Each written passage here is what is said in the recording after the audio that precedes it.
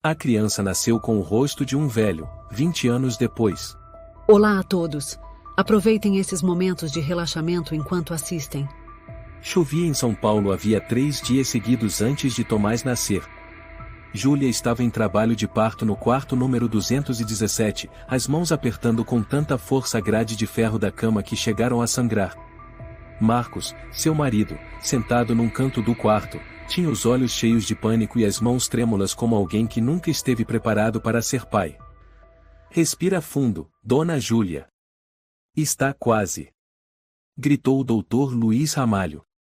Júlia gritou em meio a uma dor dilacerante. 3 enfermeiras seguravam com força suas pernas, enquanto Ramalho se abaixava para receber o bebê. Ninguém disse nada quando a cabeça de Tomás saiu. Depois o corpo inteiro. Silêncio. Um silêncio gélido, arrepiante. Júlia sussurrou entre respirações entrecortadas. Ele está bem. Ramalho não respondeu de imediato. Suas mãos paralisaram ao ver o rosto do bebê. Um arrepio percorreu sua espinha. O rosto do recém-nascido estava enrugado, a pele dobrada como a de um idoso com mais de 80 anos. Testa marcada, bochechas fundas, lábios rachados. Os olhos estavam abertos, não com a pureza típica de um bebê, mas com um peso estranho, um silêncio profundo e incomum. Marcos se levantou de súbito, arrancando o filho das mãos do médico. Ele olhou rapidamente, depois empurrou o bebê para os braços da enfermeira. Esse não é meu filho. Balbuciou. Júlia tentou se erguer da cama. Me dá o meu filho. Marcos, o que está acontecendo? A enfermeira Leonor entregou o bebê para Júlia, as mãos tremendo. Júlia olhou para Tomás e não conseguiu dizer uma palavra.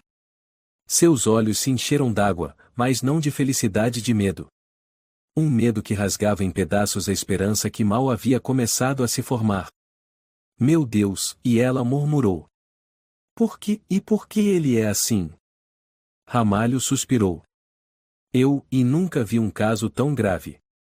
Pode ser uma síndrome genética extremamente rara chamada progeria, ou alguma variação semelhante. A pele do menino está envelhecida, e há anormalidades nos tecidos conectivos. O que o senhor está dizendo?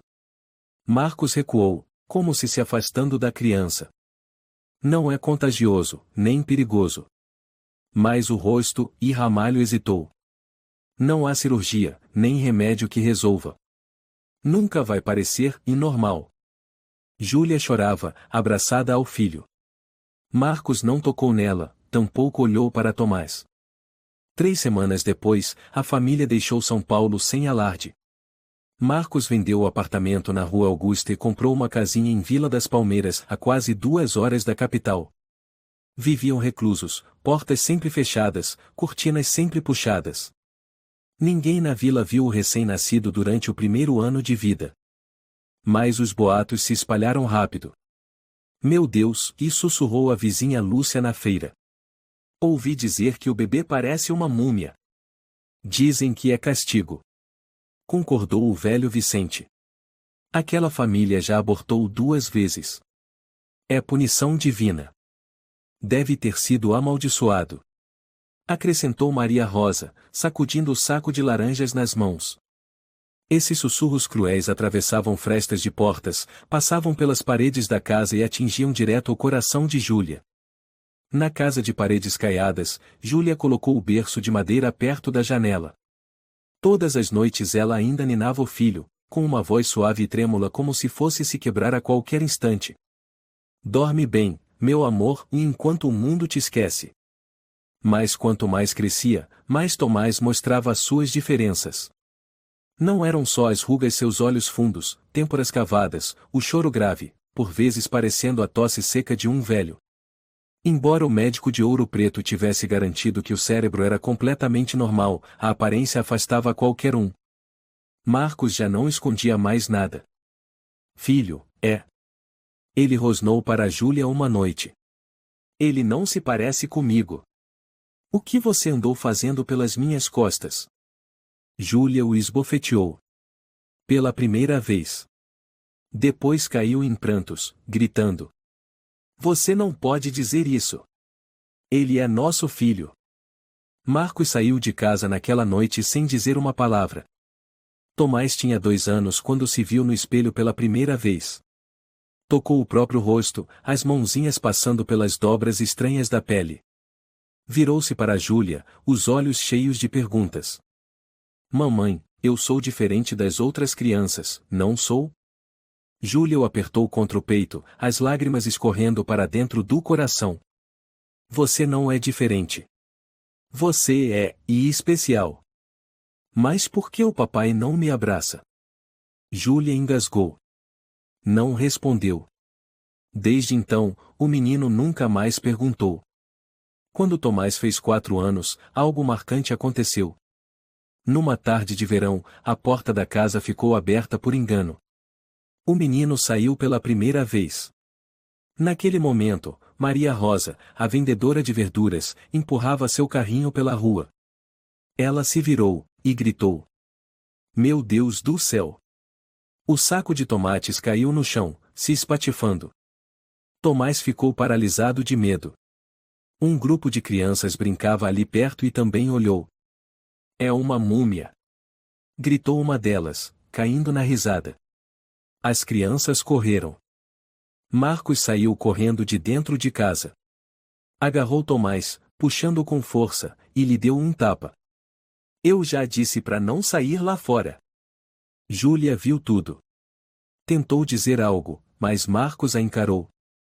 Se você deixar ele sair de novo, eu levo para um abrigo. Naquela noite, Tomás não chorou. Mas Júlia tremia sem parar. Uma semana depois, o Dr. Ramalho escreveu uma carta para Júlia. Eram apenas algumas linhas. Ainda mantenho contato com um centro de pesquisa sobre envelhecimento precoce em Recife. Se quiser, eles podem analisar o caso do Tomás. Nunca esqueci aquele menino. Júlia leu e releu a carta 10 vezes, depois a guardou bem. Ela não ousava sonhar com um milagre. Tomás se acostumou com o confinamento. Júlia lhe ensinava a ler, escrever, fazer contas. Mas seu único amigo era uma gaita antiga que o avô deixara, guardada numa caixa de madeira com o nome O Abelardo gravado. Posso tocar isso, mãe? Ele perguntou no 6º aniversário. Júlia assentiu. Era do seu avô. Ele foi músico de rua em Salvador. Desde então, Tomás tocava a gaita todas as noites. No começo eram só sopros fracos, mas logo surgiram melodias. Ele começou a aprender sozinho a trocar acordes, a captar sons do vento, do canto dos pássaros. Numa noite, Júlia sentou-se à janela, ouvindo o filho tocar o Lua Cheia. Chorou. Naquela casa carregada de tristeza, a música era a única luz que se infiltrava na escuridão. Marcos, por outro lado, nunca escutava. Vivendo isolado, falava cada vez menos. Quando bêbado, olhava fixamente para Tomás e dizia: aquele menino morreu ao nascer. Ou pior. Você é o maior erro da minha vida. Tomás não respondia. Apenas olhava pela janela, perdido no horizonte. Às vezes perguntava: mãe, lá fora, e existe alguém como eu? Júlia colocava a mão em seus cabelos. Não sei. Mas pode ser. E se não houver, você será o primeiro a escrever sua própria história. Uma vez, o padre da vila Padre Estevão fez uma visita. Dona Júlia, disse ele em voz baixa, sentado na cozinha ouvi falar sobre a aparência do menino Tomás. A comunidade está inquieta. Há quem queira que a igreja intervenha. Júlia ficou em silêncio. O que o senhor quer dizer?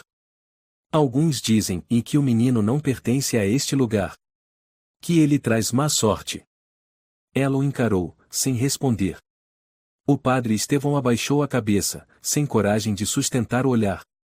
Quando Tomás completou 7 anos, Júlia comprou um teclado pequeno para ele. Mas naquela noite, Marcos o jogou pela janela. Não preciso de um velho gemendo dentro desta casa. Gritou. Tomás não chorou. Apenas saiu, pegou o instrumento quebrado, abraçou os pedaços e voltou em silêncio para o quarto. Ele nunca mais perguntou nada sobre o mundo lá fora. Depois do episódio na porta de casa, Júlia decidiu proibir o filho de sair, a menos que fosse extremamente necessário. Todas as manhãs, ela puxava as cortinas, cobrindo as janelas. A casa virou um casulo seguro, porém sombrio. Lá dentro, o tempo parecia congelado, apenas com o som do tic-tac do velho relógio e da respiração compassada dos dois. Você não precisa do mundo lá fora, Júlia dizia sempre que o menino olhava tristemente para o quintal. Aqui dentro, a mamãe pode te proteger. Tomás assentia, mas sabia que era uma mentira bonita. E não culpava a mãe. A única que nunca o abandonou. O pai não era assim. Marcos se tornará frio e cruel como o gelo. A cada porre, ele chamava Tomás por outro nome. Velhinho. Cara de velho. Ancião ambulante. Não havia raiva em sua voz, apenas desprezo, cansaço, como se fosse obrigado a conviver com uma maldição imposta por alguém. Numa noite, enquanto Júlia estava fora, Marcos ficou sentado em frente a Tomás na sala, com uma garrafa de cachaça na mão. Você sabe, disse ele, os olhos vermelhos de raiva, você nunca deveria ter nascido. Tomás ficou em silêncio. Sua mãe deveria ter te abortado. Eu disse isso para ela. O menino apertou com força a gaita nas mãos, mas não respondeu. Depois se levantou em silêncio, voltou para o quarto e trancou a porta. Naquela noite, ele não tocou música. Apesar da vida reclusa, Júlia ainda queria que Tomás tivesse educação completa. Ela encomendava livros pelo Correio de Ouro Preto, seguindo o currículo oficial do ensino fundamental. Ensinava ao filho cada letra, cada conta, cada página da história do Brasil com toda a paciência de uma mãe e toda a dor de alguém que foi forçada pelo mundo a recuar. Tomás aprendia rápido. Lia com fluência desde os 4 anos. Mas o que mais surpreendia Júlia era sua memória. Sempre que ela cantava alguma melodia, bastava uma vez para que Tomás a reproduzisse quase perfeitamente com a gaita. Canta mais, mãe, ele pedia, com os olhos brilhando. Júlia olhava para o filho e sorria tristemente. Mamãe não tem mais muitas músicas, meu amor.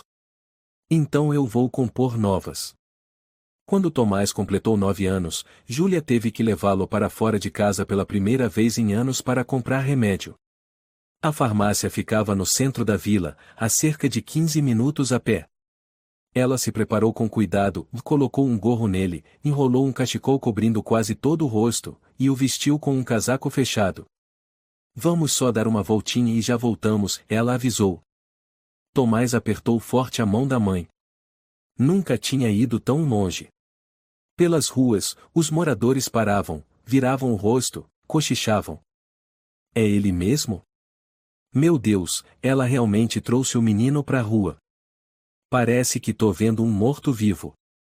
Na padaria ao lado da farmácia, a Dona Teresa, prendeu a respiração ao ver o garoto. Estava segurando um doce, que deixou cair na bandeja. Júlia abaixou a cabeça, puxou Tomás embora. Mas os ouvidos do menino ainda captaram a voz de um homem dizendo: Olha aquela cara, parece um velho de 90 anos. Uma criança próxima apontou para ele e riu alto. Mãe, olha. Um vovô criança. Júlia apertou o passo, puxando o filho pela mão. Mas os olhos de Tomás já estavam quebrados por dentro. Naquela noite, Marcos voltou mais cedo que o normal. Assim que entrou, olhou o filho de cima a baixo e soltou um grunhido. Soube que você deu um passeio pela vila hoje. Tomás fez um leve aceno. Como te chamaram mesmo? Ah, sim, e Marcos estreitou os olhos, com tom sarcástico o vovozinho. Tomás não respondeu. Vovozinho que toca gaita toda noite feito velho choroso, zombou ele. Muito bonito. Júlia estava na escada, segurando firme o corrimão. Mas não interrompeu. Estava exausta. Quando Tomás fez 10 anos, compôs sua primeira música. Deu o nome de O Janela Fechada. Mãe, terminei, disse ele, entregando a partitura escrita à mão para Júlia. A letra era caprichada, as pautas musicais bem desenhadas, como de um adulto. Júlia sentou-se ao lado do filho e o ouviu tocar. O cômodo ficou em silêncio. A melodia era triste, lenta, cada nota como um choro engolido. Quando terminou, ela o abraçou com força. Você sabia, essa música, e parte o coração. É como se fosse o seu coração cantando. Tomás assentiu. Eu não sei falar o que vejo. Só sei escrever. Num dia de outono, um estranho apareceu na vila, um músico idoso vindo de Recife, chamado Rafael Aguiar. Ele se hospedou numa pensão do bar do Abelardo, dizendo que queria descansar, fugir um pouco da cidade barulhenta. Rafael ouviu por acaso o som da gaita de Tomás ao passar perto da casa deles. Depois de 2 dias seguidos parando para escutar de longe, ele bateu à porta de Júlia. Desculpe aparecer assim, disse com voz grave e acolhedora. Sou um músico. Escutei música vindo desta casa. Quem está tocando? Júlia hesitou. Mas Tomás saiu de trás da cortina e deu um passo à frente. Rafael parou. Olhou para o menino com o rosto envelhecido e não disse nada por alguns segundos. Depois assentiu. Esse menino, e tem talento. Pode me tocar outra música? Tomás olhou para a mãe. Júlia assentiu. Ele sentou-se na pequena cadeira de madeira e tocou a Janela Fechada. Rafael fechou os olhos durante toda a execução. Quando a última nota cessou, ele disse apenas: Seu coração sabe contar histórias. Isso é o mais raro na música. Naquela noite, Júlia perguntou: Você quer aprender com ele? Tomás balançou a cabeça. Não. As pessoas da vila vão rir. Elas não querem que eu toque música. Ninguém tem o direito de te proibir de amar algo, Júlia respondeu suavemente. Mesmo que o mundo vire as costas, eu estarei do seu lado. Mas até essa promessa, Tomás sabia, e não poderia durar para sempre. Numa manhã, ele escutou os pais discutindo. A porta da cozinha estava apenas encostada. Você quer transformar ele em músico? Marcos rosnava. Acha que alguém vai querer ouvir o suspiro de uma aberração dessas? Marcos, é seu filho. Não. Já disse. Não me obrigue a viver com isso mais. Já sacrifiquei minha vida toda por essa coisa. Júlia lhe deu um tapa. Tomás permaneceu parado, o coração batendo cada vez mais devagar. Não entrou. Não fugiu. Apenas ficou ali, com os olhos fixos no assoalho podre. Rafael deixou a vila 3 semanas depois. Antes de ir, deu um presente a Tomás, um caderno de partituras com capa de couro, com a seguinte dedicatória: Escreva o que sente, mesmo que o mundo não escute. No aniversário de 12 anos de Tomás, não houve bolo, nem presentes. Marcos não disse uma palavra. Júlia preparou a sopa de feijão que o filho mais gostava, mas permaneceu em silêncio durante toda a refeição. Naquela noite, Tomás subiu sozinho no telhado. Olhou para o céu negro, com a gaita sobre os joelhos. Havia som de insetos, de vento, de passos na estrada de terra abaixo e mais por dentro dele, só havia um vazio que se estendia sem fim.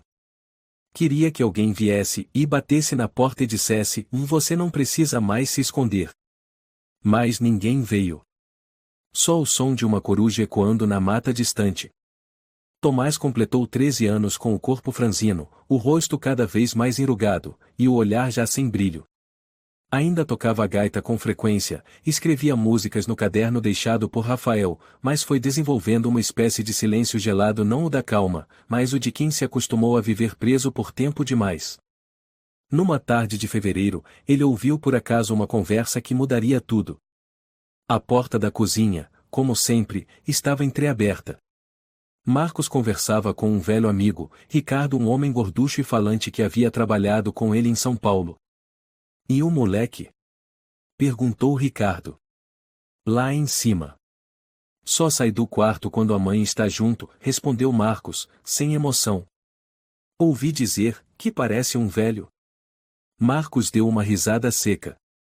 É a única coisa que me faz lamentar não ter largado a Júlia antes. Ricardo tomou um gole de cachaça e murmurou: Ele é mesmo seu filho? Nunca reconheci como meu, disse Marcos, palavra por palavra. Nenhum sangue meu geraria uma aberração daquelas. Tomás ficou paralisado na escada. Não chorou. Não reagiu. Apenas deu meia volta, subiu devagar, entrou no quarto, trancou a porta. Naquela noite, ele não tocou música. Não escreveu. Só ficou deitado, de olhos abertos, encarando o teto como se sua alma já tivesse saído do corpo. Algumas semanas depois, Júlia o pegou mexendo escondido em seu celular antigo. Em vez de brigar, ela perguntou baixinho. Está procurando o quê, Tomás? Ele ficou em silêncio, depois suspirou. Uma escola de música. Júlia parou. Música? Eu quero estudar. Em Ouro Preto. Tem uma turma à noite. Eles não exigem documentos. Mas você. Eu posso usar gorro, máscara. Só quero estudar. Ninguém precisa ver meu rosto. Júlia apertou a mão do filho. Sabia que isso seria perigoso, mas também sabia que, se o impedisse, ele jamais se reergueria. Você tem que prometer que vai ter muito cuidado, disse ela. E se alguém te machucar, você volta para casa na hora. Tomás assentiu. Na primeira segunda-feira, ele vestiu um moletom grande e cinza, puxou o capuz até cobrir o rosto e colocou uma máscara preta. Pegou o ônibus para Ouro Preto. A viagem levava quase 1 hora, mas ele não sentia cansaço. Nunca tinha ido tão longe sozinho. A sensação de liberdade, por mais frágil que fosse, fazia seu coração bater mais forte do que nunca. A aula de música acontecia num prédio antigo perto da Praça Tiradentes. Ele se matriculou com um nome falso, Daniel Nunes. A professora responsável era Helena Moreira, cerca de 30 anos, cabelos pretos cacheados e uma voz suave como água. Você estuda música há quanto tempo, Daniel? Perguntou ela. Nunca estudei. Mas componho e toco um pouco em casa.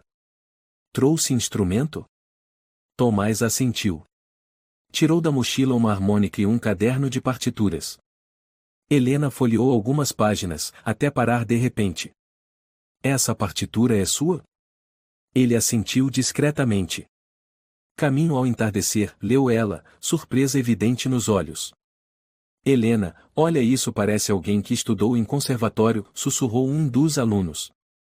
Tomás ficou em silêncio. Não queria chamar atenção. Mas não conseguiu impedir algo de despertar dentro dele, talvez fosse esperança. As 3 primeiras aulas correram tranquilamente. Ele não conversava muito, apenas se concentrava. Helena notou, sempre que ela tocava uma melodia, ele conseguia transcrevê-la quase perfeitamente e ainda criava variações em cima. Você tem uma habilidade rara, disse ela. Boa percepção auditiva e execução. Quer tentar compor algo para o grupo? Tomás hesitou. Não nos importamos com o seu rosto, disse ela suavemente. O que ouvimos é a música. Aquela frase foi como um gole d'água no deserto. Ele assentiu.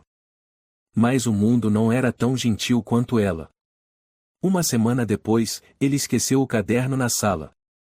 Durante o intervalo, um aluno curioso o abriu escondido. Uma foto antiga colada na contracapa, a única imagem de Tomás com Júlia, caiu no chão. O aluno chamava-se Miguel Henrique, tocava violão e tinha fama de encrenqueiro. Ele pegou a foto, olhou bem, e caiu na gargalhada. Meu Deus, olha essa cara! A turma toda se aglomerou. Alguém arrancou a foto da mão dele. Uma garota gritou. Esse não é Daniel. É um monstro velho. Quando Tomás voltou para a sala, todos se calaram. Helena se aproximou, com a mão trêmula segurando o caderno e a foto. Você, e quem é? Tomás falou devagar, tirando a máscara pela primeira vez. Meu nome é Tomás. Todos ficaram estáticos. Alguns recuaram, como se ele fosse contagioso. Miguel explodiu em risos. Então o vovô aqui fingiu ser aluno só para estudar música. Outra aluna sussurrou. Não me espantaria se ele fosse maluco. Helena tentou intervir. Gente, por favor. Somos uma turma de arte, não um tribunal. Mas ninguém escutou.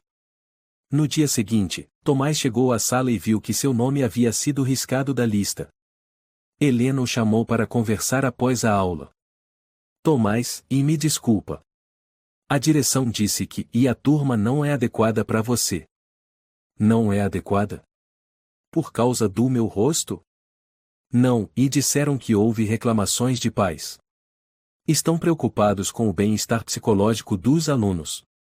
Tomás assentiu. Não se irritou. Não reagiu. Helena tentou segurar sua mão. Você é um gênio, Tomás. Não deveria parar.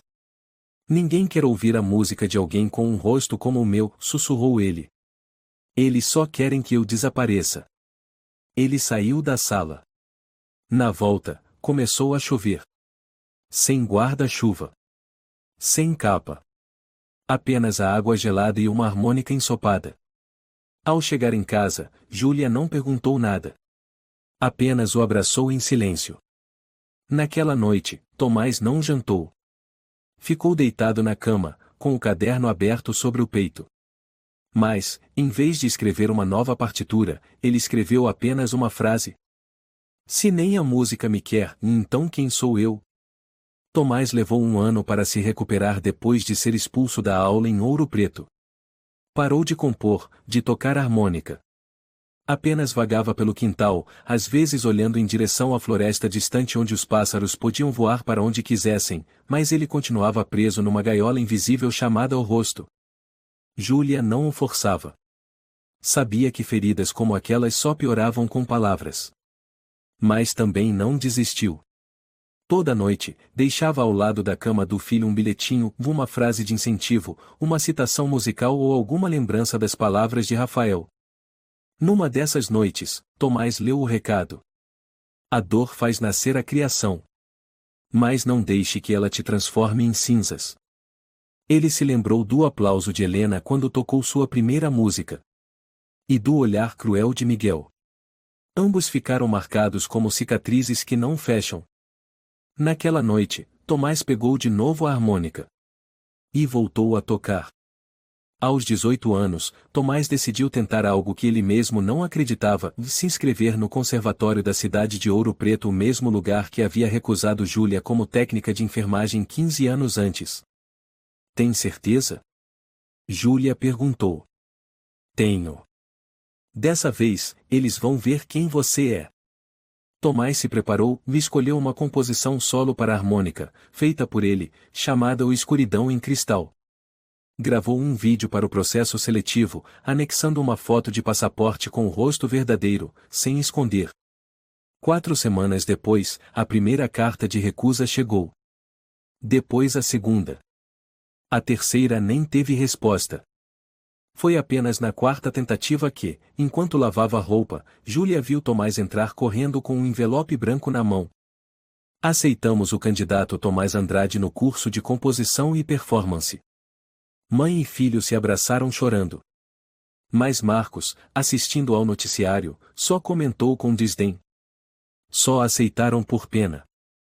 O conservatório ficava no centro de Ouro Preto, num prédio do século XIX. No primeiro dia de aula, Tomás chegou cedo, sentou-se no último banco do auditório, tentando evitar olhares. Um homem alto, magro, de cabelos grisalhos penteados para trás e um terno cinza impecável subiu ao palco. Boa tarde, disse com voz rouca: eu sou o professor César Lemos, coordenador do curso de composição e performance. Quem passar da minha turma pode acabar num palco nacional. Quem não aguentar a pressão, e a porta continua aberta. O auditório ficou em silêncio. Tomás engoliu seco. O nome Lemos soava como metal batendo em vidro em sua mente. Lemos organizou uma avaliação prática na semana seguinte. Cada aluno teria 10 minutos para apresentar uma composição própria. Quando chegou a vez de Tomás, alguns alunos cochicharam e riram. Uma garota loira virou-se para a amiga e disse: Esse é aquele que foi expulso da aula em Ouro Preto no ano passado. Tomás subiu ao palco em silêncio. Só abriu a harmônica. Quando a música começou, o auditório ficou em absoluto silêncio. A composição tinha um tom triste e quebrado, como um choro sufocado, que depois subia aos poucos até virar um grito. Quando terminou, Lemos não aplaudiu. Ficou quieto por um tempo, então disse: boa emoção. Técnica razoável. Mas... Ele levantou o rosto e olhou fixamente para Tomás. Sua cara atrapalha quem tenta ouvir música de verdade. Todos os alunos prenderam a respiração. Aqui, música é performance, ou seja, alguém tem que querer ver. Você distrai. Parece um velho num palco tocando música de enterro. Tomás ficou parado. Helena não estava ali. Júlia também não. Apenas Lemos, com aqueles olhos afiados como lâminas. Portanto, Lemos continuou: a partir de hoje, você está proibido de se apresentar em público. Pode compor, escrever partituras, mas não sobe no palco. Entendido? Tomás apenas abaixou a cabeça. Entendido. Uma semana depois, os colegas começaram a manter distância. Tiago, o amigo que tocava violoncelo e que se sentava ao lado de Tomás na semana anterior, trocou de lugar. Lúcia Fernandes, pianista, que antes sorria para ele, agora desviava o olhar. Na cantina, ninguém mais sentava perto.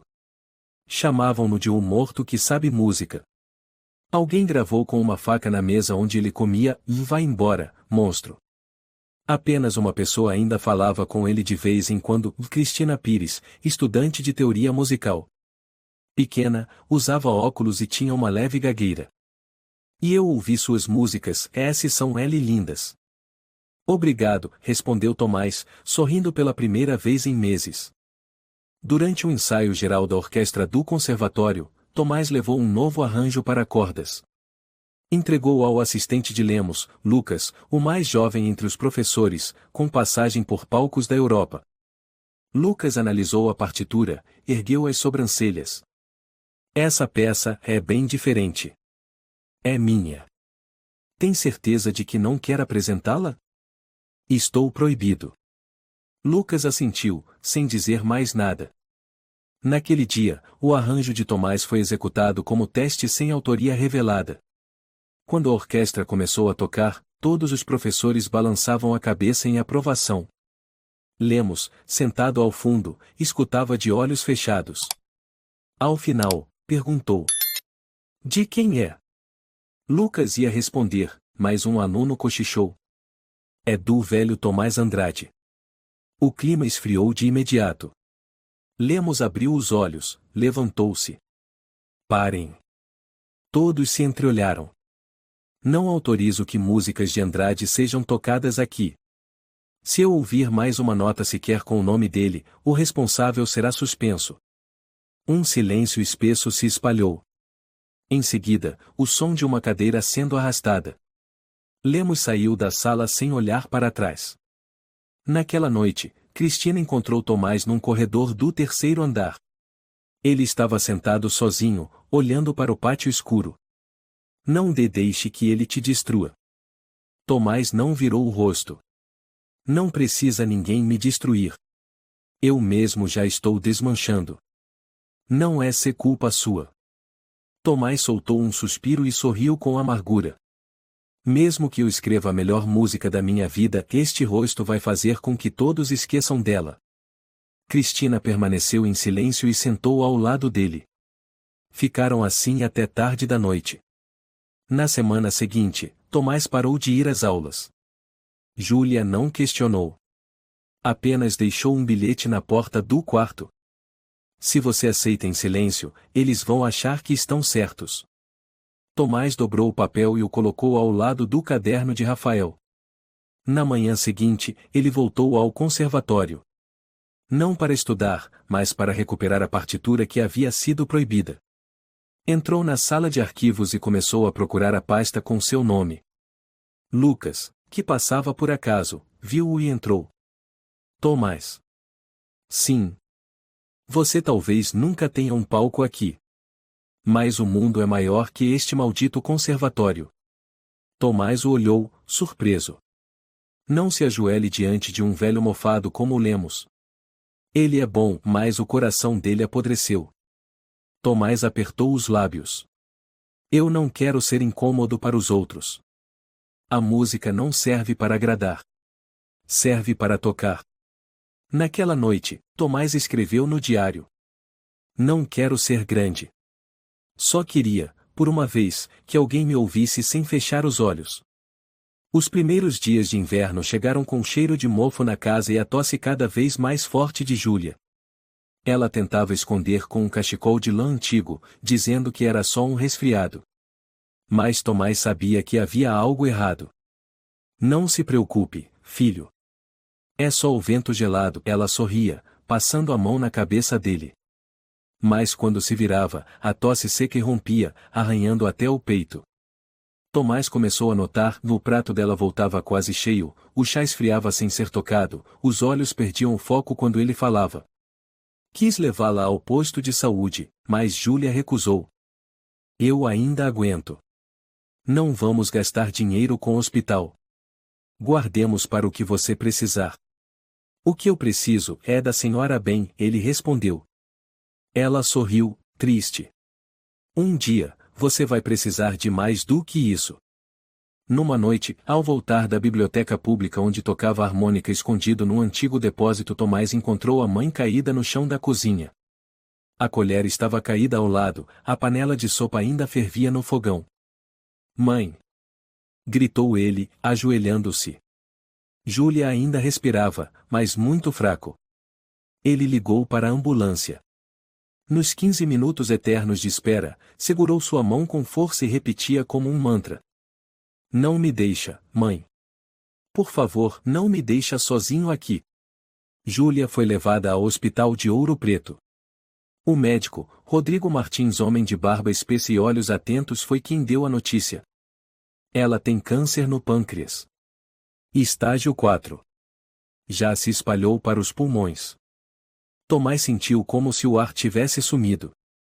Vamos tentar ganhar tempo, mas não espere milagres. Marcos não apareceu. Quando Tomás ligou para contar, ele respondeu seco.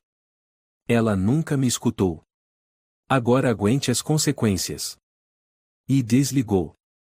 Nos dias seguintes, Tomás passou todo o tempo no hospital. Júlia estava cada vez mais fraca, mas ainda fazia esforço para conversar com o filho. Numa manhã, com o sol filtrando pela janela do quarto, ela o chamou. Me pega aquela caixinha na gaveta da escrivaninha, filho, a de madeira, do seu avô. Tomás trouxe. Júlia, com mãos trêmulas, abriu. Dentro havia um relógio de bolso de prata, riscado, e uma carta dobrada com cuidado. Isso era do seu avô Abelardo. Você nunca o conheceu, mas foi o único que me fez acreditar que a arte podia salvar a alma de alguém. Tomás acariciou o relógio, sentindo as marcas gastas. Ele tocava mesmo? Trompete. Na Praça de Salvador. Tinha dia que ganhava só 3 moedas, mas dizia, se uma pessoa parasse para ouvir, aquele dia já valia a pena. Júlia suspirou. Sempre quis que você tivesse uma vida normal. Mas eu errei. Você não nasceu para ser como os outros. Você nasceu para obrigar o mundo a escutar. Mãe. Não, deixa eu terminar. Não importa como você viva, nunca peça desculpa por existir. A voz dela foi diminuindo. Você é a melodia mais bonita que eu já ouvi. Júlia faleceu numa manhã de inverno. O céu estava nublado, sem chuva, mas o frio cortava os ossos. Tomás ficou ao lado dela até o último segundo. Quando o monitor parou de apitar, ele não gritou. Não desmaiou. Apenas abaixou a cabeça, colocou a mão na testa da mãe e sussurrou. Obrigado por nunca me abandonar. Ninguém foi ao velório. Nenhum parente. Nenhum amigo antigo. Nem Marcos. O padre Estevão mandou apenas uma oração gravada, dizendo que estava ocupado com outro enterro. Tomás cavou a cova com as próprias mãos, atrás da igrejinha onde Júlia costumava levá-lo quando era pequeno. Não fez discurso. Apenas tocou uma música com a harmônica. Ele deu o nome de Canção para o Silêncio. Sozinho. Ninguém ouvia.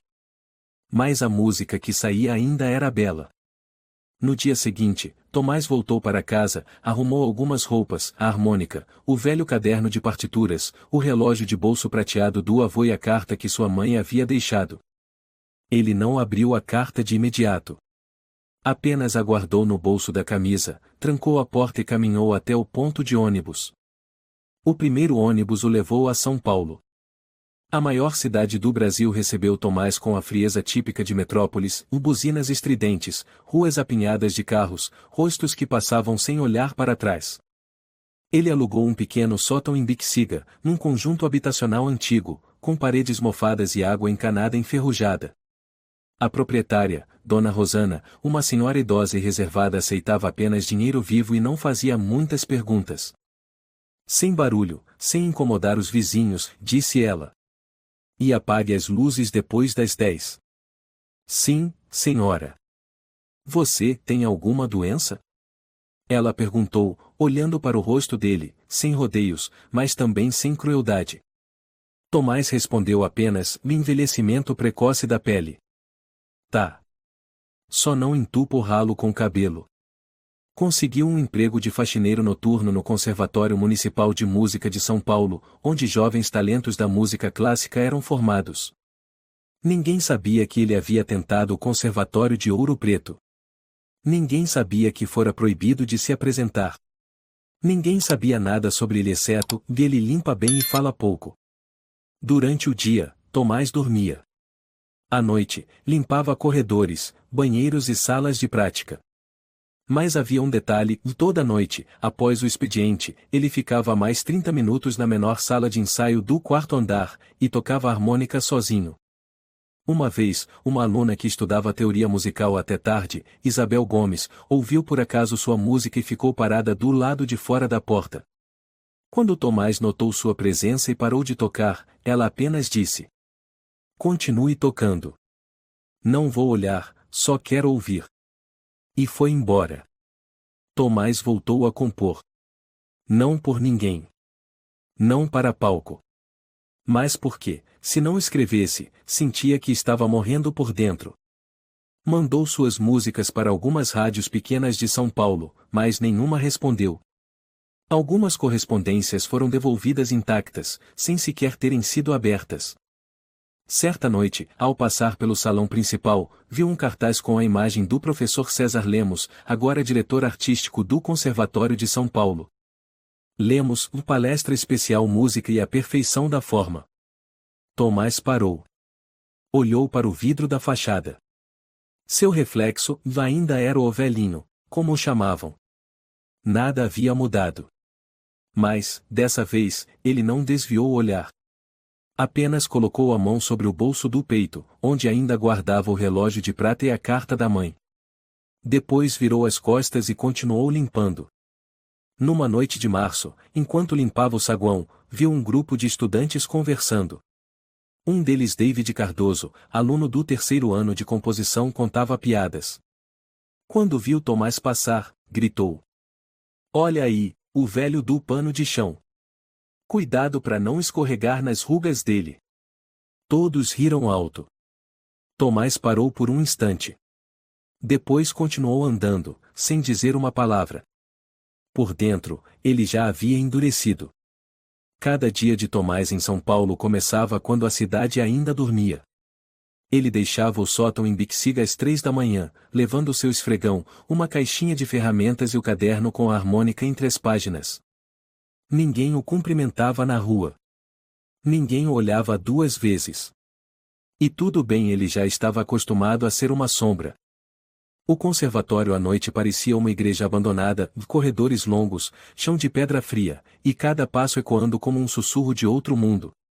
Tomás se movia em silêncio, limpando escadas, recolhendo papéis sob os bancos. O turno terminava às 6 da manhã. Quando os alunos começavam a chegar, ele desaparecia em silêncio, voltava para o quartinho no alto do prédio e dormia ao som das buzinas lá embaixo. Uma vez, Tomás deixou seu caderno na sala de teoria musical número 3. Voltou para buscar, e viu uma garota segurando-o. Cabelos ruivos, óculos, rosto marcante. Ela leu o nome na capa, Tomás Andrade. É seu? Perguntou, entregando-o. Tomás assentiu. Sou Alicia Ribeiro, aluna de piano clássico. Já ouvi você tocar e no quarto andar, não é? Talvez, respondeu ele. Você toca muito bem. Não é que eu toque bem. Só não conheço outra forma de continuar vivo. Ela ficou em silêncio por alguns segundos, depois riu baixinho. Parece frase de romance barato, mas infelizmente, é verdade. A partir daquele dia, Alicia passou a frequentar a salinha do quarto andar às 5 da manhã. Não falava muito. Lia ou tocava alguns acordes no piano enquanto Tomás tocava a harmônica. Como se chama essa música? Perguntou uma vez. A carta não é enviada. Escrevi para uma pessoa cuja carta e ainda não tive coragem de abrir. Alicia olhou, mas não perguntou mais. Não precisava. Em cada nota que Tomás tocava, quem ouvia entendia que vinha de uma dor que nunca cicatrizou. Mesmo vivendo isolado, Tomás continuava compondo. Uma peça. Depois 2. Depois 10.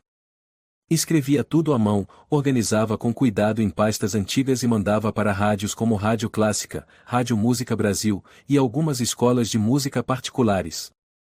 Sempre igual, sem resposta. Ou devolvidas fechadas. Certa vez, um funcionário dos Correios disse na cara. Você manda assim, e quem vai ler? Parece carta de aposentado pedindo emprego. Tomás não se irritou. Apenas levou o envelope de volta, abriu, revisou tudo. Nenhuma nota errada. Nenhum compasso fora do lugar. O erro estava no nome da capa, Tomás Andrade. Numa noite, ao passar pelo auditório, parou diante do mural. Palestra aberta com o professor Lemos sexta-feira, La beleza do som e da forma . Aquele nome despertou memórias antigas. A voz cortante. O olhar de desprezo. E a frase. Ninguém quer ver seu rosto no palco. Ele ficou ali por um tempo, depois virou as costas. Mas no dia seguinte, enquanto limpava o segundo andar, viu ele. Professor Lemos, agora com seus 60 anos, ainda ereto como um arco tenso, casaco longo, sapatos brilhando. Caminhava com um grupo de professores jovens, o olhar passando pelos corredores sem parar. Tomás se encolheu num canto, abaixou a cabeça como uma sombra. E, como esperava, Lemos não o reconheceu. Ou talvez, e nunca se importou. Naquela noite, Tomás tocou uma nova música, chamada O Aquele que Ninguém Vê.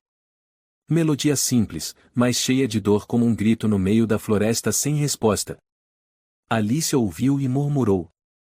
Se eu tocasse essa na prova de graduação, acho que tirava a nota máxima. Tomás deu um sorriso seco. Acho que seria reprovada na hora. Tô falando sério. Mas se essa música levar meu nome, vai ser eliminada. Alicia mordeu os lábios. E se levasse o meu nome? Tomás a olhou, surpreso. Do que você tá falando? Se eu tocar, e não disser nada. Sem autor. É arriscado. Não mais do que deixar essa música enterrada para sempre. Alicia gravou a peça e ensaiou por uma semana. A prova intermediária chegou. Diante de uma banca de 3 jurados incluindo o professor Matheus Alencar, ela não disse mais do que o título. Aquele que ninguém vê. Tocou com tudo o que tinha. O salão ficou mudo. Ao terminar, Matheus se levantou e assentiu. Excelente. Você compôs? Alicia hesitou. Não. Achei num caderno antigo da biblioteca. Matheus franziu a testa. Autor desconhecido? Sim. 3 dias depois, saiu o resultado. O nome de Alicia estava riscado em vermelho. Motivo: violação de direitos autorais. Ela foi chamada à diretoria. E, surpreendentemente, Lemos também estava presente. Você achou que eu não reconheceria esse estilo? Disse ele, frio. Alicia travou. Eu não. Poupe-me. Essa peça é de Andrade. Eu proibi qualquer aluno de usar música dele. Ele é uma mancha neste conservatório. Qualquer um associado a ele não se forma. Mateus olhou para Alicia, constrangido. Mas nada disse. Ninguém ousava contrariar Lemos. Naquela noite, Alicia foi procurar Tomás. Os olhos vermelhos. Fui proibida de me formar. Desculpa. Não. Não me arrependo. Mas por que eles te odeiam tanto assim? Tomás olhou as mãos, marcadas por calos finos do esfregão. Porque a música é tudo o que eu tenho e então eles querem tirar isso também. No dia seguinte, Tomás não tocou mais. Guardou a harmônica numa caixa, escondeu no fundo do armário. Naquela noite, varrendo o pátio, perguntou a si mesmo: se até o som não pode mais existir, o que me resta? Na parede, ainda estava o cartaz Palestra com Lemos sexta-feira. Ele o arrancou. Na manhã seguinte, ao passar por uma pracinha perto do metrô, parou. Um grupo de crianças órfãs fazia passeio escolar com uma professora. Tomás sentou num banco de madeira, observando as crianças brincarem. Então, pela primeira vez em semanas, tirou a harmônica do bolso. Começou a tocar. Não por ninguém. Não para ser ouvido. Apenas, e para continuar vivo. Um menino de cabelos castanhos, uns 8 anos, parou. Ouviu com atenção. E se aproximou. Tio, e como chama essa música? Tomás parou. E o que você acha? Triste. Mas, e bonita. Igual minha mãe. Tomás apertou os lábios. Você gostou? Sim. O senhor pode tocar mais uma vez? O menino se sentou ao lado dele. Tomás tocou mais um trecho. Quando terminou, o garoto aplaudiu. Nunca vi ninguém como o senhor. Todo mundo diz que eu sou esquisito, mas se o senhor tocasse todo dia, eu viria escutar. Tomás sorriu de leve. Qual o seu nome? Gabriel. Obrigado, Gabriel. De nada. O senhor foi o primeiro a me fazer acreditar que a gente pode ser diferente e ainda assim ser amado. Tomás ficou paralisado. O coração apertou, como uma música antiga sendo tocada outra vez depois de muitos anos. Depois daquela conversa no parque com Gabriel, Tomás ficou ali sozinho por muito tempo. O vento começou a ficar mais frio. Ele abraçou a harmônica, mas não voltou a tocar. Um sentimento estranho tomou conta de todo o seu corpo, como se alguém tivesse lançado um salva-vidas no meio do oceano e depois o puxado de volta. Gabriel já havia ido embora. Mas a voz clara do menino continuava ecoando. O senhor foi o primeiro a me fazer acreditar que a gente pode ser diferente e ainda assim ser amado. Mas ser diferente nunca foi algo aceito. Tomás sabia disso melhor do que ninguém. Nos dias que se seguiram, Tomás não voltou ao parque. Trabalhou com mais empenho, parou de conversar com Alicia, não olhou mais para os cartazes, nem entrou na sala de prática do quarto andar. Alicia tentou encontrá-lo 2 vezes. Na primeira, Tomás fingiu que estava limpando o depósito. Na segunda, ele desligou o celular por uma semana inteira. Numa noite, ela ficou esperando na porta do conservatório e o interceptou após o expediente. Eu sei que você está se escondendo, disse ela. Mas não precisa cortar tudo assim. Não estou cortando, respondeu Tomás, sem tirar os olhos do chão. Só estou voltando pro lugar de onde nunca deveria ter saído. Você não pertence à escuridão, Tomás. Ele não respondeu. Apenas passou por ela em silêncio, apertando o cabo do esfregão. Ainda assim, havia algo que ele não abandonava, de escrever música. Numa noite de início de outubro, Tomás copiou à mão sua nova composição, uma pequena suíte chamada O Esquecido, e a dobrou com cuidado, colocando no envelope com a seguinte inscrição: para Clara Mendes, aluna de flauta. Clara era uma estudante do segundo ano, que Tomás costumava ver no refeitório. Uma garota sorridente, de cabelo curto, que tocava flauta transversal com grande habilidade. Eles nunca haviam conversado, mas Tomás a tinha visto chorar uma vez, após ser injustamente repreendida por um professor. Naquela ocasião, ele quis lhe entregar uma música, mas não teve coragem. Agora, fez isso. Discretamente, deixou o envelope sobre a mesa onde ela costumava sentar, e foi embora. 3 dias depois, algo estranho aconteceu. Clara foi escolhida para se apresentar na avaliação prática da disciplina principal e ela escolheu uma composição sem nome de autor, com a observação, uma obra de origem desconhecida. A plateia ficou em completo silêncio enquanto ela tocava. A melodia começava suave como o vento no começo do outono, depois se transformava num lamento apertado, e então se acalmava como um riacho sob a lua. Todos prenderam a respiração. Quando Clara tocou a última nota, ouviu-se um suspiro coletivo como se alguém tivesse acabado de acordar de um sonho profundo. A professora avaliadora Dona Marta foi a primeira a aplaudir. Depois, o auditório inteiro. "Excelente", disse ela. "Quem escreveu essa peça?" Clara baixou a cabeça. "Eu não sei." "Como assim? Não foi você quem compôs?" "Não. Eu encontrei no refeitório." Marta franziu a testa. "Isso precisa ser verificado." 3 dias depois, Clara teve sua apresentação anulada.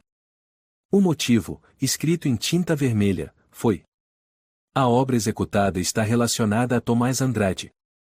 Ninguém explicou. Ninguém discutiu.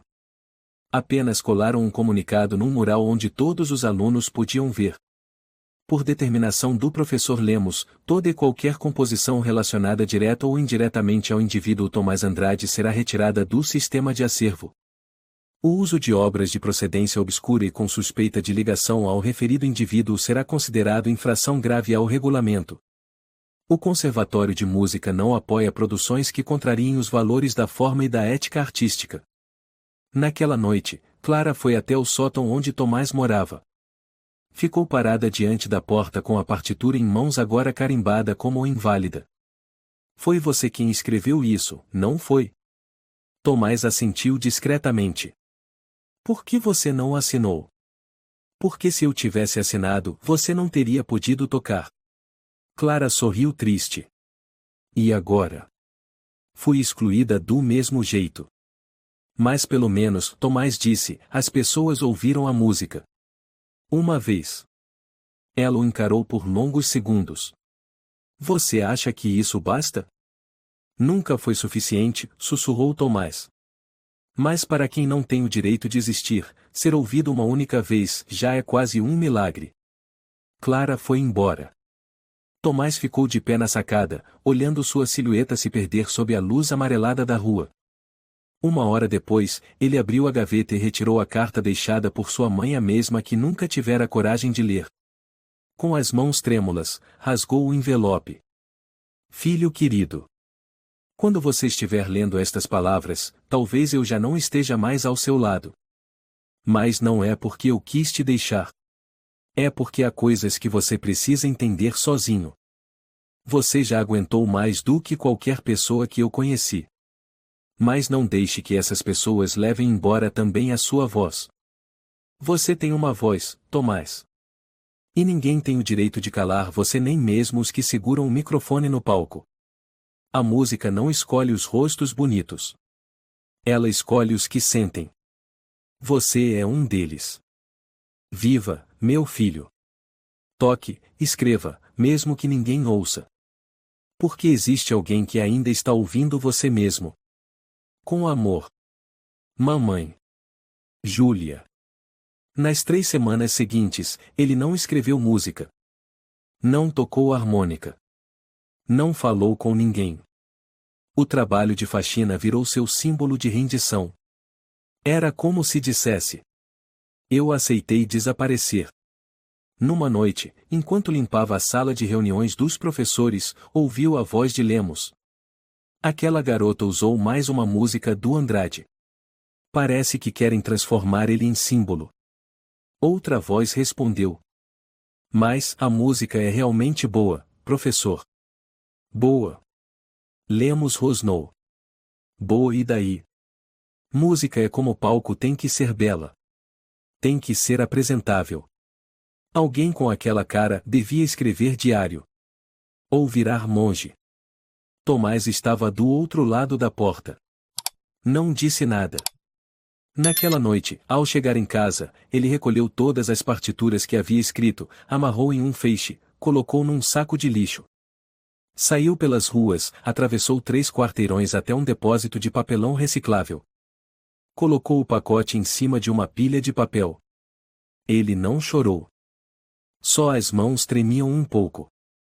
Mas quando virou as costas para ir embora, ouviu uma voz. Tio. Era Gabriel, o menino do parque. Tomás se assustou. Você, o que está fazendo aqui a essa hora? Me perdi.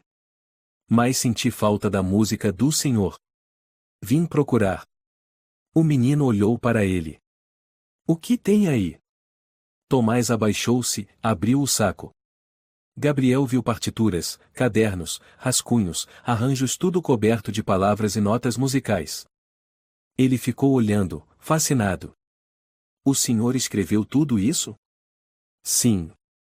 Mas ninguém precisa delas. Gabriel abaixou-se, pegou uma folha. Eu preciso. Você precisa? Quero ouvir o senhor tocar de novo. Porque o senhor foi o primeiro que me fez acreditar que eu também posso ser diferente e ainda assim ser amado. Pela segunda vez, Gabriel disse aquilo. Tomás não conseguia desviar o olhar do rosto do menino. Ele lentamente sentou-se. Tirou a harmônica do bolso.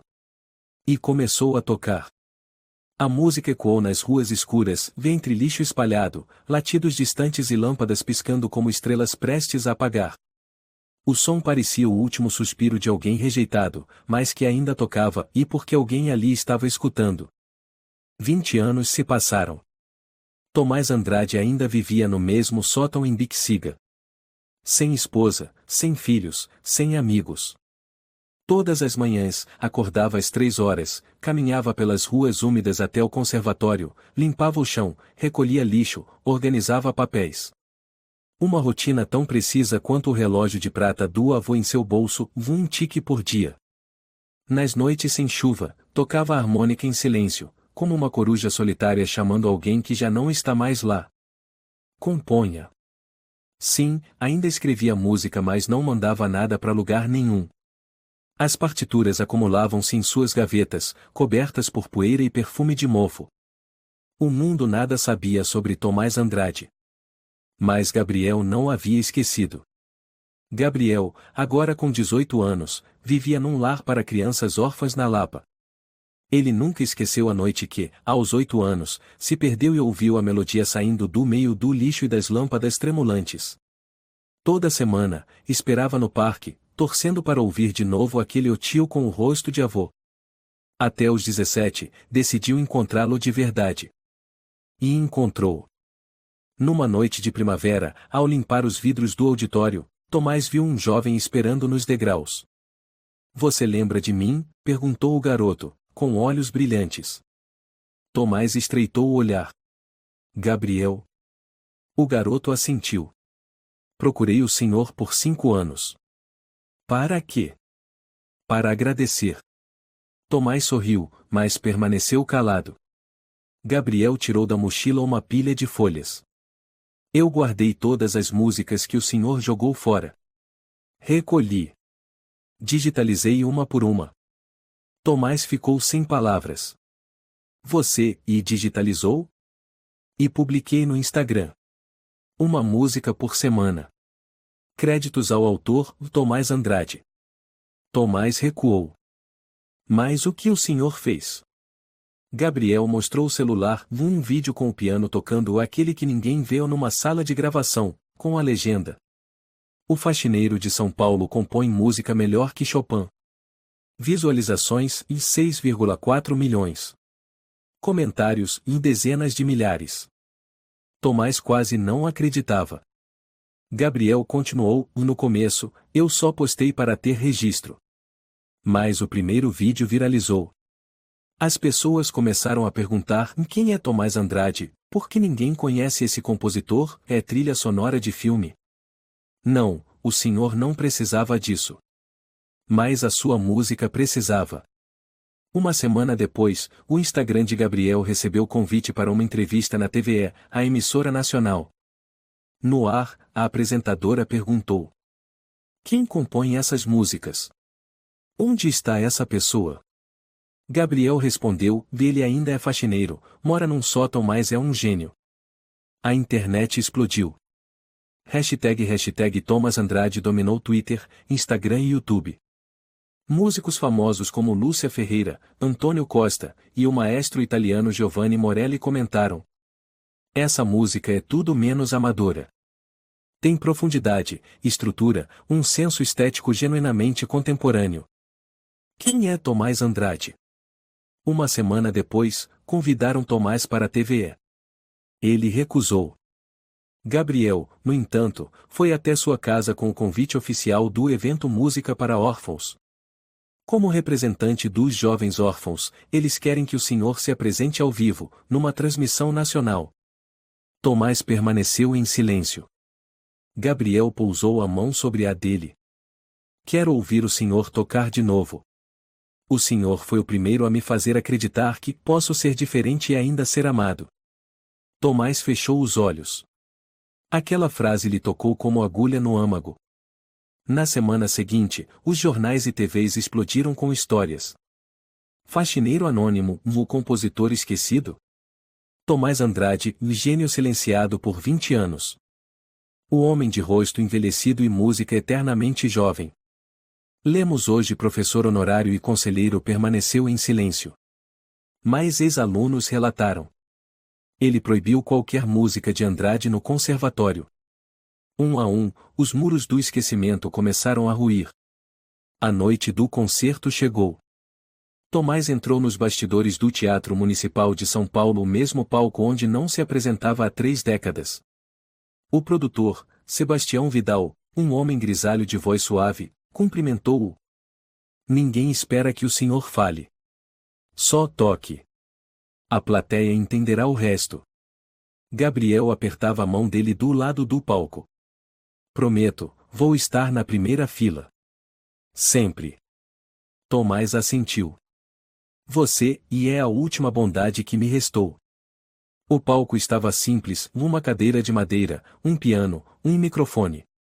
Luz baixa, plateia lotada, 2 milhões de espectadores online.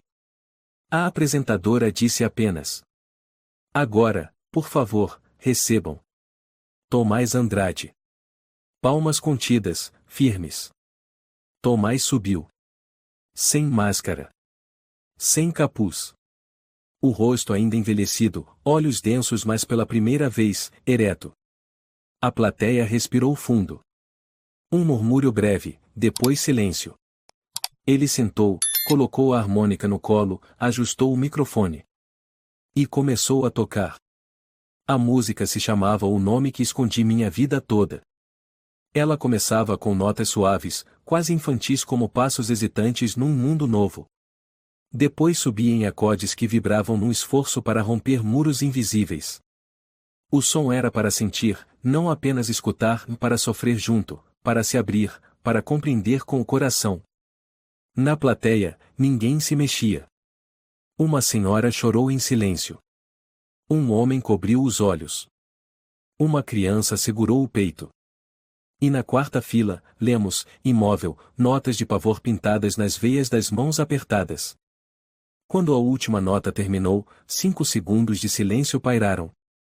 Então, Gabriel começou a aplaudir e a plateia se ergueu em ondas.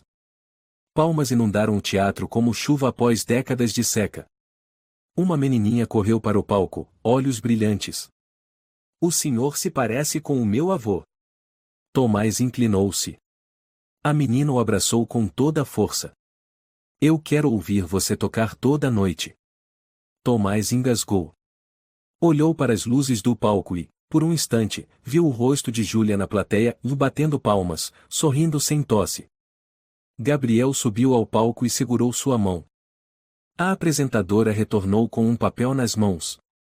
O diretor do Conservatório de Música de São Paulo envia suas desculpas e convida Tomás Andrade, professor honorário do curso livre de composição. Aplausos renasceram. Mas, dessa vez, Tomás não chorou. Ele apenas sorriu.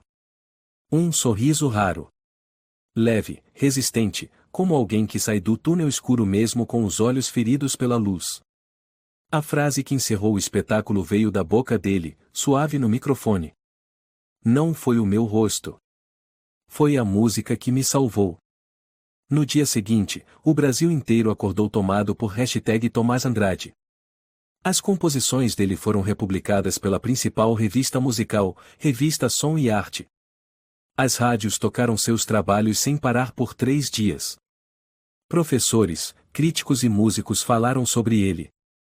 A premiada Lúcia Ferreira comentou em entrevista: "A música de Tomás não é só música, e é vida." O vídeo do concerto ultrapassou 30 milhões de visualizações em 48 horas. O rosto dele não era mais encarado como anomalia. Ele passou a ser visto como um contador de histórias em notas. Na segunda-feira, Tomás recebeu um envelope grosso do Ministério da Cultura do Brasil, com uma carta da ministra Helena Duarte. "Senhor Andrade, em nome das vozes há tanto silenciadas, pedimos desculpas pela rejeição que a arte nacional lhe impôs. Convidamos o senhor a ser embaixador da música na educação livre, voltada a crianças em situação especial." Junto à carta, veio uma condecoração de Medalha de Mérito Cultural. Ele deixou a carta sobre a mesa, respirou fundo. Não havia alegria exuberante apenas, e paz. Quando voltou ao Conservatório de São Paulo, ninguém mais o chamou de o velho faxineiro. Alunos se alinhavam nos corredores e faziam reverência silenciosa ao vê-lo passar. Gabriel o acompanhava, segurando a cópia do contrato de ensino. No corredor, um homem idoso e hesitante esperava, cabelos grisalhos, terno alinhado, expressão entristecida. Era Lemos. Ele olhou para Tomás, os lábios se moveram, mas nenhuma palavra saiu. "Quer dizer algo?" Tomás perguntou com serenidade. E a voz falhou. "Eu achava que a arte precisava de beleza. E eu era o erro estético dos seus padrões." Lemos baixou a cabeça. "Não era você. Era eu. Eu perdi a música por causa do meu orgulho." Tomás permaneceu em silêncio por um momento. Olhou fixamente no rosto de quem o destruiu, e depois assentiu. "Obrigado por admitir, e mais saiba, eu não escrevi música para ser perdoado." Lemos fechou os olhos. Tomás entrou na sala com confiança. Na primeira aula, entrou na classe com uma placa: Tomás Andrade, professor honorário, composição livre. Havia mais de 40 alunos. Entre eles, Alicia, que foi punida por tocar a música dele. Clara, que teve sua apresentação invalidada. E muitos jovens ansiosos por aprender. Ele colocou a harmônica sobre a mesa e disse: "Aqui, vocês não serão julgados pelo rosto. Apenas pelo quanto seu coração bate em compasso com sua música." A sala explodiu em aplausos espontâneos. Após a aula, um aluno chamado Joaquim, 18 anos, moreno, violinista, aproximou-se. "Professor, e eu era zoado porque minhas músicas eram tristes. Mas depois de ouvir o nome esquecido do senhor, entendi que eu não estou sozinho." Tomás sorriu com delicadeza. Emoção não é tristeza nem alegria, e é apenas verdade. Gabriel também se matriculou. Embora não fosse compor, queria aprender a contar histórias com música, como Tomás ensinava. Um dia, Tomás perguntou a ele: "Por que você não escolhe outra carreira?" "Comunicação, talvez." Gabriel sorriu. "Eu quero aprender a espalhar verdades. E isso só acontece com quem aprendeu de verdade." Na semana seguinte, Tomás foi convidado para um programa de entrevistas com o renomado músico Pedro Soares. O apresentador perguntou: "O que o senhor pensa quando dizem que se Tomás não tivesse esse rosto extravagante, já seria famoso há anos?" Tomás respondeu. Talvez. Mas talvez eu nunca tivesse composto nenhuma música. O que quer dizer? Porque foi a rejeição, as portas fechadas, a dor sem nome, que fizeram a música nascer. O estúdio silenciou. A plateia aplaudiu. Lemos renunciou 3 meses após a apresentação de Tomás, enviando uma carta ao conservatório. Eu sempre ensinei música como se fosse ciência. Mas o Tomás me mostrou que é, em essência, um grito de alma. Ele saiu discretamente, sem aplausos. Tomás foi convidado a participar da cerimônia de premiação do Prêmio Nacional da Cultura, ao lado de escritores, pintores e bailarinos. Recebeu o medalhão com honra e, em seu discurso, disse apenas: se uma criança é impedida de falar, não peça que ela se cale. Dê uma canção. Numa manhã, acordou mais cedo que o habitual. O sol entrava suave pela janela do sótão, que antes fora refúgio agora era seu estúdio. Em um ano, compôs quase 100 músicas novas. Ele pegou o relógio de prata do avô, deu corda. Os ponteiros avançavam. Como seu coração, cicatrizado, mas ainda pulsante. Pegou a partitura que antes estava parcialmente destruída, sua primeira composição. Colocou-a sobre a mesa, revisou cada nota, compasso. Acrescentou um novo final. Pela primeira vez, aquela peça ganhou um desfecho cheio de esperança. Na formatura daquele ano, Tomás foi o orador principal.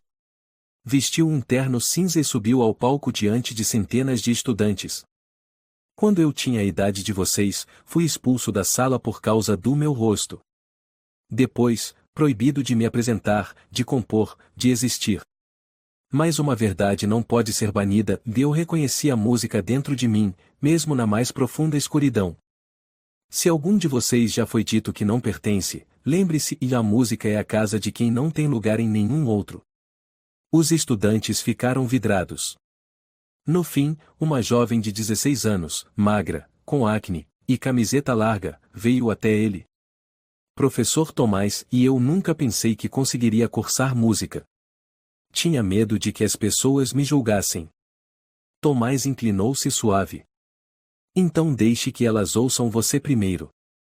Ela apertou os lábios. Diz o senhor, e a música pode tornar alguém bonito por dentro? Tomás sorriu. Não. Mas pode fazer com que esqueçam a aparência, e lembrem que o coração também tem melodia. Naquela noite, chegou em casa, sentou-se à janela. Abriu a harmônica e tocou as primeiras notas de O Nome que Escondi Minha Vida Toda, depois transicionou para o final recém-acrescentado de O Janela Fechada. Pela primeira vez, ele uniu passado e presente numa única canção. Uma sinfonia da existência, esculpida em cicatrizes e sopros de esperança. Quando a última nota cessou, alguém bateu discretamente à porta. Gabriel entrou, com um novo manuscrito nas mãos. O primeiro que escrevi. Tomás pegou o papel. Para quem me ensinou a ser ouvido. Ele apertou o ombro do garoto com ternura. Agora é a sua vez de escrever o próximo capítulo. A jornada de Tomás Andrade mostra, de maneira profunda, que a aparência não define a grandeza de alguém.